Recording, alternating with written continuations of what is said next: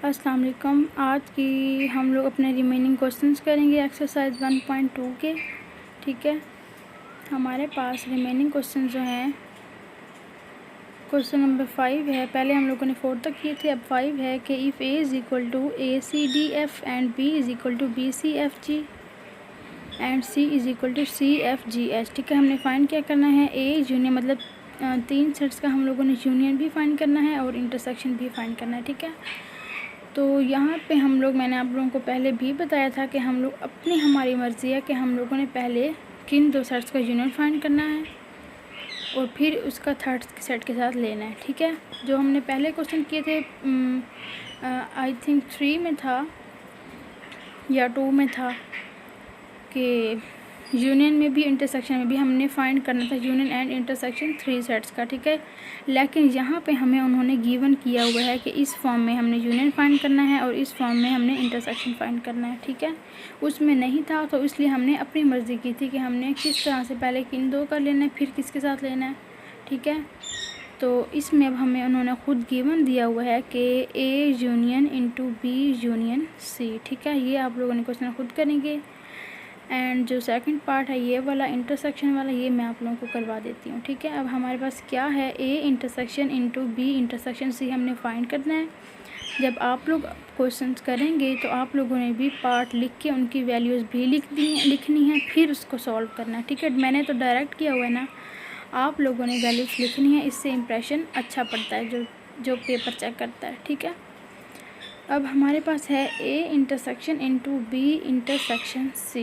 ठीक है, अब बी की वैल्यू हमारे पास क्या है, BCFG एंड सी की वैल्यू है CFGH। इंटरसेक्शन में हम लोग कॉमन एलिमेंट्स लिखते हैं दोनों सेट्स के, तो हमारे पास जो कॉमन एलिमेंट्स आ रहे हैं बी इंटरसेक्शन सी के वो हैं CFG। ठीक है, अब हम लोगों ने इसका इंटरसेक्शन जो है वो लेना है ए के साथ। ए के एलिमेंट्स क्या हैं हमारे पास, ए के एलिमेंट्स हैं ACDF और जो हमारे पास आए हैं एलिमेंट्स बी इंटरसेक्शन सी के वो हैं CFG। ठीक है, अब हमने इनका इंटरसेक्शन अगेन फाइंड करना है, तो इंटरसेक्शन में कॉमन एलिमेंट्स आते हैं। अब हमारे पास जो एलिमेंट सी है वो सेट ए में भी मौजूद है और सेट बी इंटरसेक्शन सी के एलिमेंट्स में भी मौजूद है। ठीक है, और इसमें क्या कॉमन आ रहा है हमारे पास, इसमें हमारे पास कॉमन F आ रहा है। ठीक है, C एंड F। ठीक है, जो C एंड F है वो सेट A के एलिमेंट्स में भी है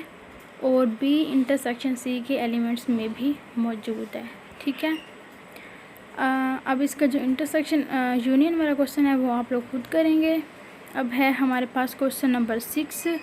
क्वेश्चन नंबर 6 क्या कहता है, वो है कि if x is equal to 1 2 3 up to 10 तक and y is equal to 2 4 6 8 12, मतलब मल्टीपल ऑफ 2 के एलिमेंट्स इसमें लिखे हुए हैं उन्होंने, and z is equal to 2 3 5 7 11। ठीक है, यहाँ पे भी हम लोगों ने फाइंड करना है, इंटरसेक्शन भी फाइंड करना है और यूनियन भी फाइंड करना है। क्वेश्चन नंबर 5 में मैंने आपको इंटरसेक्शन का क्वेश्चन करवाया था और ये कहा था कि यूनियन वाला आप लोग खुद करेंगे। यहाँ पे मैं आप लोगों को इंटरसेक्शन वाला खुद आप लोग करेंगे और जो यूनियन वाला है वो मैं करवाऊँगी। ठीक है, मतलब उसमें मैंने आपको इंटरसेक्शन का करवाया, इस क्वेश्चन में मैं आपको यूनियन का करवाऊँगी। ठीक है, तो हम लोगों ने फाइंड करना है, यहाँ पे भी हमारे पास उन्होंने हमें ये वैल्यू दी हुई है कि हमने इसका यूनियन फाइंड करना है। ठीक है, अगर हमारे पास ये ना दिया होता, सिर्फ सिंपल लिखा होता कि इन 3 सेट्स का यूनियन फाइंड करें, तो हम लोग अपनी मर्ज़ी के पहले किसी 2 एलिमेंट्स का यूनियन फाइंड करते और फिर जो उसका आंसर आता उसको हम थर्ड सेट के साथ यूनियन लेते उसका। ठीक है, अब यहाँ पे जो उन्होंने हमें मेंशन कर दिया है कि x union into y union z। ठीक है, ये हमने फाइंड करना है। यहाँ पे हम लोगों ने जो हमें वैल्यूज़ उन्होंने गिवन की हुई है उसी तरह उसी तरतीब में हम लोगों ने इनकी वैल्यूज़ लिखी हैं। x की क्या वैल्यू है, 1 2 3 4 5 6 7 8 10 9 10। ठीक है, मतलब 1 से लेकर 10 तक के सारे एलिमेंट्स इसमें आएंगे।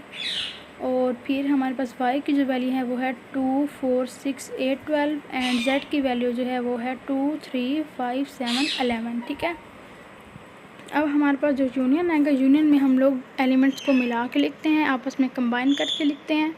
तो हमारे पास जो y यूनियन z आया है वो है 2 3 4 5 6 7 8 11 12। ठीक है, अब हम लोगों ने दो सेट्स का यूनियन फाइंड कर लिया है। अब हमने इनका फाइंड करना है x के साथ, ठीक है। x की वैल्यू क्या है हमारे पास 1 2 3 up to 10 and y union z की वैल्यू ये है हमारे पास, ठीक है। तो इसका जो यूनियन आएगा तीन सेट्स का वो क्या आएगा 1 2 3 अप टू 12 तक, ठीक है।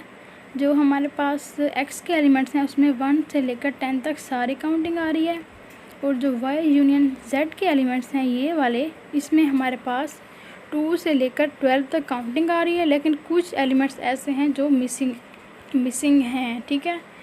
तो वो एलिमेंट जो मिसिंग हैं वो सेट x में मौजूद हैं, और आप लोगों को पता है कि हम लोग यूनियन फाइंड कर रहे हैं, और यूनियन में हम लोग एलिमेंट्स को आपस में मिला के लिखते हैं, ठीक है। तो इसलिए हमारे पास जो आंसर आया है वो है 1 2 3 4 5 6 7 8 9 12 9 10 11 12, ठीक है।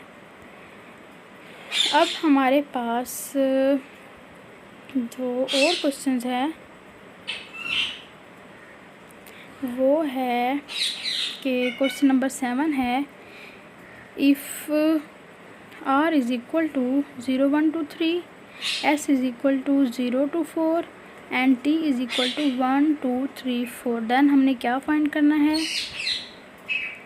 r डिस्टेंस, s मतलब दो सेट्स का हम लोगों ने डिस्टेंस फाइंड करना है, ठीक है। हम लोग उसको r/s से भी डिनोट करते हैं और r-s से भी, ठीक है। अगर पेपर में हमारे पास इस तरह का क्वेश्चन MCQs में भी पूछा जा सकता है, अगर ये फॉर्म लिखी हुई हो तो आप लोगों ने परेशान नहीं होना, ठीक है। इसका मतलब भी वही होगा कि r-s, ठीक है। अब यहाँ पे है t/s मतलब t-s, हम लोगों ने इनका डिफरेंस फाइंड करना है, ठीक है। तो किसी का हम लोग r और t का ले रहे हैं, किसी में हम लोग r और s का ले रहे हैं, और किसी में हम लोग s और r का ले रहे हैं, ठीक है। तो इसके 4 पार्ट हैं, 3 मैं आप लोगों को करवा देती हूँ, और जो लास्ट वाला है s डिस्टेंस r, ये आप लोगों ने खुद फाइंड करना है, ठीक है। आप लोग जितनी ज़्यादा प्रैक्टिस करेंगे आप लोगों को ये क्वेश्चन उतने ही अच्छे तरीके से समझ आएंगे, ठीक है। इस तरह के क्वेश्चन जो हैं वो MCQs में भी पूछे जाते हैं। तो आप लोग जो रफ़ पेज होगा आप लोगों के पास, तो उस पर आप लोग इनको सॉल्व करके तो आप लोग इसका आंसर लिख सकते हैं, ठीक है। अब फर्स्ट पार्ट जो है हमारे पास वो है r डिस्टेंस s, ठीक है। ये और r-s का मतलब सेम है, ठीक है। अब हमने इनको माइनस करना है। मैंने आप लोगों को दो सेट्स का डिस्टेंस लेना भी सिखाया था कि दो सेट्स का हम लोग डिस्टेंस किस तरह से फाइंड करते हैं। अगर हम लोग यहाँ पे डिस्टेंस फाइंड कर रहे हैं r का s के साथ, तो हमारे पास आंसर में सेट r के वो एलिमेंट्स आएंगे जो सेट s में मौजूद नहीं होंगे, ठीक है। जो सेट r में मौजूद होंगे और जो सेट s में मौजूद होंगे वो तो माइनस हो जाएंगे ना, मतलब कैंसिल आउट हो जाएंगे। जो बाकी एलिमेंट्स बचेंगे वो हमारे पास आंसर आ जाएगा। अगर बात क्वेश्चन में हमारे पास इस तरह से होता है कि r के एलिमेंट और s के एलिमेंट्स में कुछ ऐसे एलिमेंट होते हैं जो r में नहीं होते, s में होते हैं, तो वो हमारे पास आंसर में नहीं आएंगे। क्योंकि हम लोग अगर फाइंड कर रहे हैं r का फाइंड कर रहे हैं s के साथ, तो हमारे पास r के वो एलिमेंट्स आएंगे जो s में मौजूद नहीं होंगे, ठीक है। उम्मीद है आप लोगों को समझ आ गई होगी। तो अब यहाँ पे देखें r-s मतलब r डिस्टेंस s हमने किस तरह से फाइंड करना है। हमने फाइंड करना है पहले r की वैल्यू हम लोगों ने लिखी। r की वैल्यू क्या है 0 1 2 3 एंड s की वैल्यू है हमारे पास 0 2 4, ठीक है। तो अब जो 0 है वो सेट r में भी है और सेट s में भी है, तो ये कैंसिल हो जाएगा। 1 जो है वो सेट r में है लेकिन s में नहीं है, ठीक है। तो वो हमारे पास आंसर में आ गया। और यहाँ पे 2 है, 2 हमारे पास दोनों सेट्स में मौजूद है, तो ये भी कैंसिल आउट हो जाएगा। अब यहाँ पे 3 है, 3 हमारे पास आंसर में आ जाएगा क्योंकि 3 जो है हमारे पास बच गया है, क्योंकि 3 जो है वो सेट s में मौजूद नहीं है। अगर वो सेट s में मौजूद होता तो हमारे पास यहाँ पे आंसर में ना आता, जस्ट 1 आता, ठीक है। तो अब हमारे पास यहाँ पे सेट s में 3 मौजूद नहीं है, तो इसलिए हमारा जो आंसर आया है वो है 1 3, मतलब 1 3 वो एलिमेंट्स हैं जो सेट s में मौजूद नहीं है, ठीक है।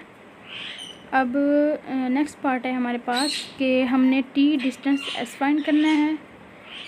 ठीक है। तो हमने यहाँ पे टी के एलिमेंट्स लिखे हैं कि टी के एलिमेंट्स क्या हैं 1 2 3 4 एंड एस के एलिमेंट्स जो हैं वो हैं 0 2 4। ठीक है, इसका हम लोग डिस्टेंस ले रहे हैं। अब 1 देखें, 1 जो है वो सेट टी में है लेकिन एस में नहीं है, इसलिए हमारे पास ये आंसर आ गया है टी डिस्टेंस एस का कि 1,3। अब 2 जो है वो सेट टी में भी है और सेट एस में भी है, तो ये कैंसिल आउट हो जाएगा। अब 3 जो है वो सेट एस में तो है, टी में तो है लेकिन एस में नहीं है। ठीक है, तो इसलिए ये हमारे पास रिमेनिंग आ गया।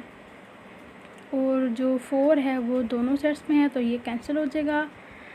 इसी तरह हमारे पास थर्ड पार्ट है कि आर डिस्टेंस टी फाइंड करना है हमने। ठीक है, आर की वैल्यू क्या है हमारे पास, आर की वैल्यू हमें गिवन है 1 2 3 माइनस टी की वैल्यू है 1 2 3 4।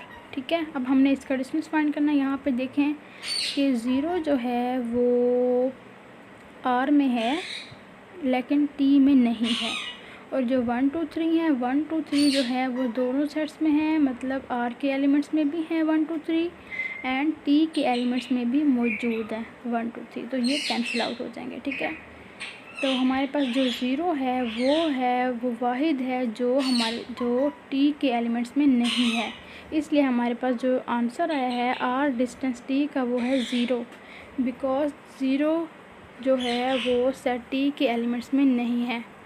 अब देखें, जैसे मैं आप लोगों को ऊपर बता रही थी कि अगर हमारे पास अगर हम लोग डिस्टेंस फाइंड कर रहे हैं तो डिस्टेंस में पहले सेट के एलिमेंट्स हमेशा डिस्टेंस पहले सेट का फाइंड किया जाता है दूसरे के साथ। ठीक है, कभी ऐसा नहीं हुआ कि हम लोग लिख रहे हैं कि आर माइनस टी लेकिन हम लोग डिस्टेंस फाइंड कर रहे हैं टी का आर में से, नहीं, हमेशा हमने आर का डिस्टेंस जो है जो पहला सेट है उसका डिफरेंस हमने लेना है सेकंड सेट के साथ। ठीक है, अब मैं आप लोगों को ये कह रही थी कि डिस्टेंस में जो है डिस्टेंस में हम लोग सेट टी आर के वो एलिमेंट्स लिखेंगे जो दूसरे सेट में मौजूद नहीं होंगे। ठीक है, जो दूसरे सेट में मौजूद होंगे वो तो कैंसिल हो जाएंगे, लेकिन अगर कोई ऐसा एलिमेंट है जो सेट टी में है लेकिन आर में नहीं है तो वो हमारे पास नहीं आएगा, क्योंकि हम लोग डिस्टेंस जो है वो फाइंड कर रहे हैं टी आर माइनस टी का। ठीक है,